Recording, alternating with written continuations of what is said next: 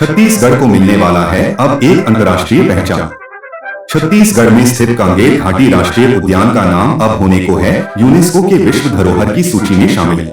21वीं शताब्दी के पदार्पण के साथ ही साथ हमारे भारत देश का ये एक छोटा सा राज्य छत्तीसगढ़ का भी जन्म हुआ था, या ये छत्तीसगढ़ राज्य गठित हुआ था।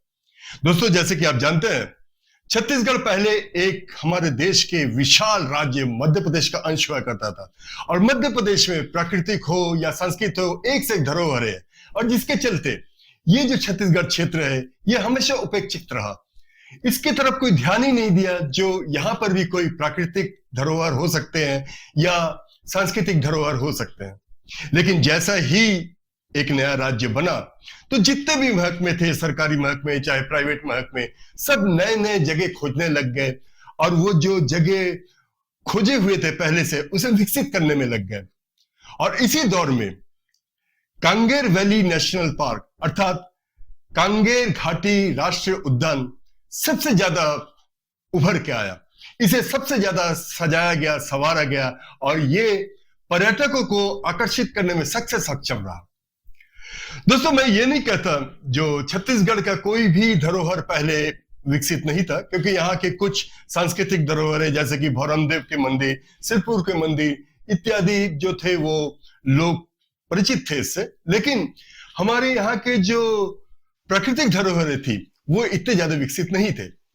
लेकिन राज्य बनने के बाद बारनौ, पारा, कांगेर घाटी ये सबको अच्छी तरह से विकसित किया गया, और कांगेर घाटी जो राष्ट्रीय उद्यान है वो बहुत ही ज्यादा विकसित इसलिए हुआ क्योंकि इसमें बहुत सारे प्राकृतिक धरोहरें ऐसे हैं जो कि पर्यटकों को अपनी ओर खींचने में सक्षम है। सबसे ज्यादा जो है वो कांगेर पर्वतमालाओं के चोटियों से बहने वाले झरने।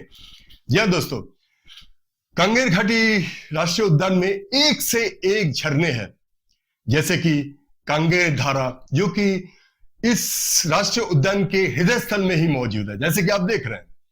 दूसरा दोस्तों, इसके बॉर्डर से लगे हुए तीरथगढ़ हमारे देश का एक विशिष्ट स्थान रखता है झरनों में।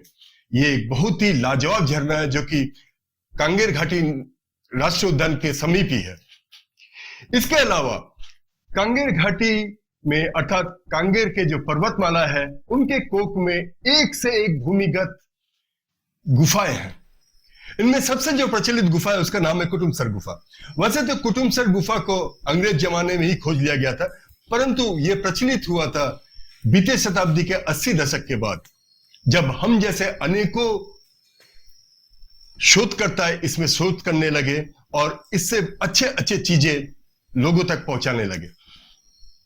दोस्तों, कांगेर घाटी नेशनल पार्क में कुटुमसर के अलावा भी अब तक लगभग 2 दर्जन गुफाएं ढूंढे जा चुके हैं, जिसमें से डंडक गुफा, झूमर गुफा, कनक गुफा, शीत गुफा, देवगिरी गुफा, मेड़कामाड़ी गुफा इत्यादि बहुत ही आकर्षक है।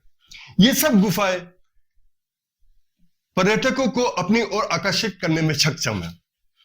इसके अलावा दोस्तों, कुटुमसर गुफा में हमारे देश का सबसे प्रथम पाए जाने वाले अंधी मछली अर्थात गुफा में पाए जाने मछली जिसका कि नाम है निमाचिलस एविजाडी, और अभी इसका नाम है एंडोअरेनेटिस एविजाडी पाया जाता है। ये वैज्ञानिकों को अपनी ओर आकर्षित करता तो है, साथ ही साथ पर्यटक को भी अपनी ओर काफी आकर्षित करते हैं।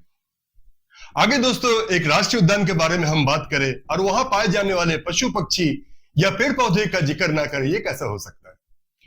वैसे दोस्तों, ये बात सच है कि आपको कांगेर घाटी राष्ट्रीय उद्यान के अंदर कोई बड़े जानवर या बड़े पशु देखने को नहीं मिलेंगे, मगर यहाँ छोटे छोटे अनेकों ऐसे पशु पक्षियां हैं जो आपके मन मोह लेंगे।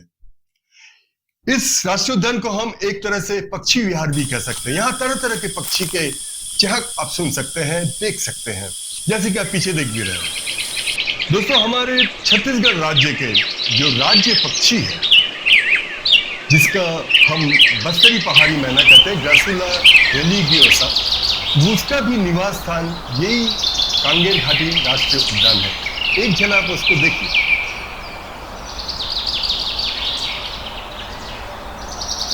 दोस्तों, ये जो पक्षी है ये मनुष्य का नकल हुबहू करता है। मनुष्य का जो बोलने है उनका बोल को हुबहू नकल करने में सक्षम है, जिसे कि हम अंग्रेजी में मिमिक्री भी कहते हैं। इसके अलावा यहाँ पाए जाने वाले घने जंगल सभी के मन को मोह लेते हैं। यहाँ बहुत सारे दुर्लभ पेड़ पौधे भी मिलते हैं जो कि अन्य कहीं भी नहीं मिलते। हाँ तो दोस्तों, इतनी सारी खूबियां अगर एक ही जगह में प्राप्त हो तो क्या उस धरोहर को एक अंतरराष्ट्रीय पहचान नहीं मिलना चाहिए?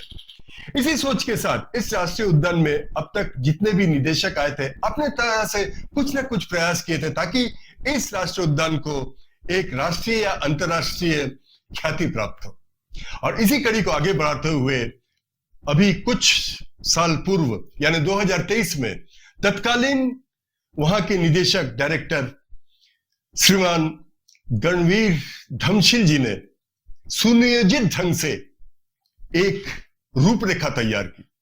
उन्होंने जितने भी एक्सपर्ट्स हैं अपने अपने कार्य के जिनके कुछ ना कुछ योगदान रहा है शोध के मामले में इस राष्ट्रीय उद्यान का, उनका एक पैनल बनाया। पैनल बना के सबको इकट्ठा किए।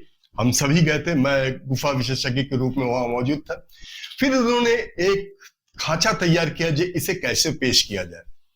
उन्होंने बेकायदा पूरा धमशिल जी ने हम सभी विशेषज्ञों से परामर्श कर एक रूपरेखा तैयार की। बाद में बेकायदा उन्होंने एक प्रपोजल तैयार किया जिसे कि यूनेस्को में भेजा जाए ताकि कांगेर घाटी राष्ट्रीय उद्यान को वर्ल्ड हेरिटेज साइट यानी विश्व धरोहर की सूची में सम्मिलित किया जा सके। उन्होंने ये प्रपोजल को भेजा और वहां से बीते साल यानी 2024 में एक पूरी टीम आई जांच परखने के लिए, और उनको ये जांच परख करने के बाद इसे उचित लगा जो इसे सूची में शायद शामिल किया जाए, और ये अभी प्रस्तावित है विश्व धरोहर सूची में सम्मिलित होने के लिए। हाँ तो दोस्तों, ये हमारे छत्तीसगढ़ के लिए एक बहुत ही सम्मानजनक बात होगी कि हमारे यहाँ का एक धरोहर विश्व धरोहर सूची में सम्मिलित है। आगे दोस्तों, इस उद्यान के अंतर्गत आते विभिन्न विषय पर जो शोध हुए हैं वे केवल शोधार्थियों को ही नहीं बल्कि आम आदमियों को भी इस राष्ट्रीय उद्यान की तरफ आकर्षित किया है। इसके अलावा इन दिनों जो सोशल कंटेंट क्रिएटर्स हैं उनका योगदान, वो वाइल्ड लाइफ फोटोग्राफर वगैरह का योगदान भी इस राष्ट्रीय उद्यान की लोकप्रियता को बढ़ाने में काफी मददगार हुए। धमशिल साहब ने समय समय पर अनेकों यूट्यूबर्स को राष्ट्रीय उद्यान में निमंत्रण दिए और उनके द्वारा कंटेंट बनवाए, और जो कि यूट्यूब में काफी लोकप्रिय भी हुए, यूट्यूब और दूसरे सोशल वेबसाइट में, जो कि आप देख सकते हैं। ये सब कई मिला जुला असर है जो इस राष्ट्रीय उद्यान को एक अंतरराष्ट्रीय स्तर पर ले गए। तो दोस्तों, आज के लिए बस इतना ही। आशा करता हूं आपको ये छोटा सा कंटेंट अच्छा लगा होगा। अगर अच्छा लगा होगा तो एक लाइक जरूर कीजिएगा, और अगर आपके मन में कोई भी शंका या कोई भी चीज पूछना है तो आप कमेंट में जरूर पूछिएगा, हम उसका सही उत्तर देने के लिए कोशिश करेंगे।